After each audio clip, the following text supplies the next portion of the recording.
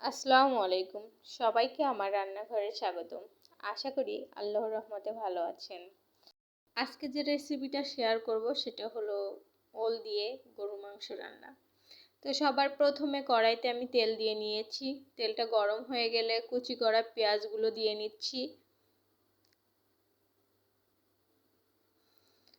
পেঁয়াজ কুচিগুলো খুব ভালোভাবে ভেজে নিব।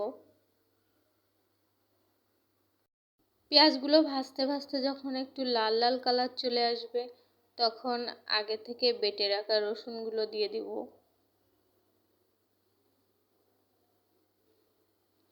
1 চামচ রসুন বাটা দিলাম, 1/2 চামচ আদা বাটা দিলাম, দিয়ে আবার সুন্দর করে ভেজে নিব যাতে পেঁয়াজ রসুনের কাঁচা গন্ধটা চলে যায়।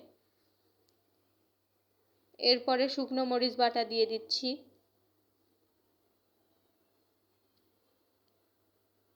ভালো করে নাড়িয়ে মশলাটা কষিয়ে নিব।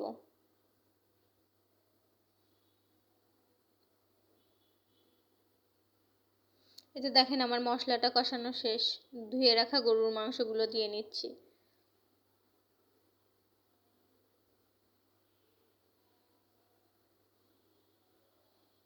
গরুর মাংসগুলো দেওয়া হয়ে গেছে। এবার মশলার সাথে মাংসগুলো ভালোভাবে মাখিয়ে নিচ্ছি।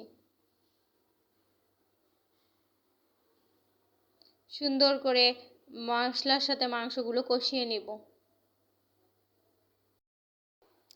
বেশ কিছুক্ষণ মাংসটা কষানোর পরে এর ভিতরে পরিমাণ মতো হলুদ দিয়ে নিচ্ছি। আর এ পর্যায়ে আপনারা লবণটাও স্বাদ মতো দিয়ে নেবেন।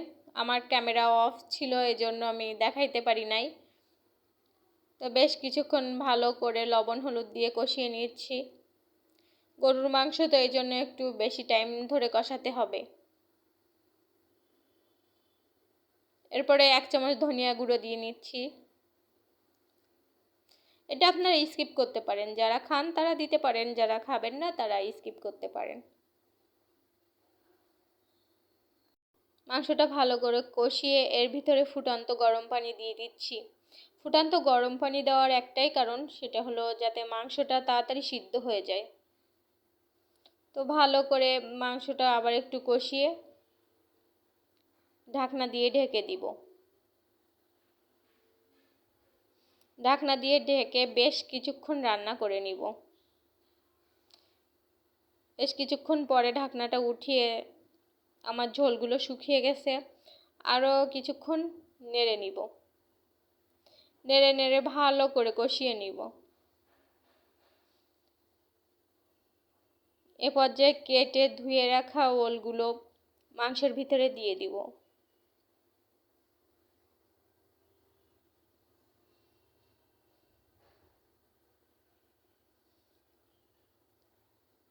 তো মাংসের ভিতরে দিয়ে আমি ওলগুলো আর মাংসগুলো সুন্দরভাবে কষিয়ে নিচ্ছি।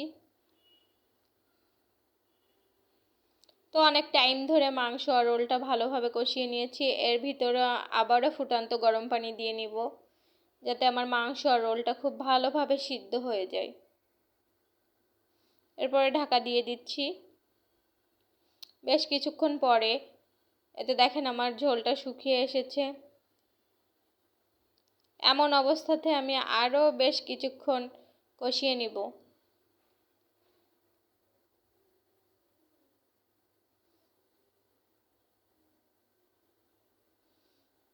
এই তো অনেক টাইম ধরে আমি মাংসটা রোলটা কষিয়ে নিচ্ছি যাতে মশলাগুলো খুব ভালোভাবে ওলের ভিতরে ঢুকতে পারে।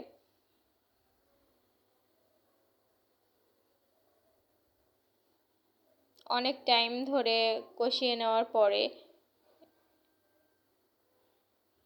এর ভিতরে পানি দিয়ে দেব। তো এখানেও আমি আবার গরম পানি দিয়ে নিচ্ছি। আর এত বারবার গরম পানি দেওয়ারও একটা কারণ আছে, সেটা হলো যেহেতু ওল, এজন্য গরম পানি দিলে কি হয়, গলাটা আর চুলকায় না।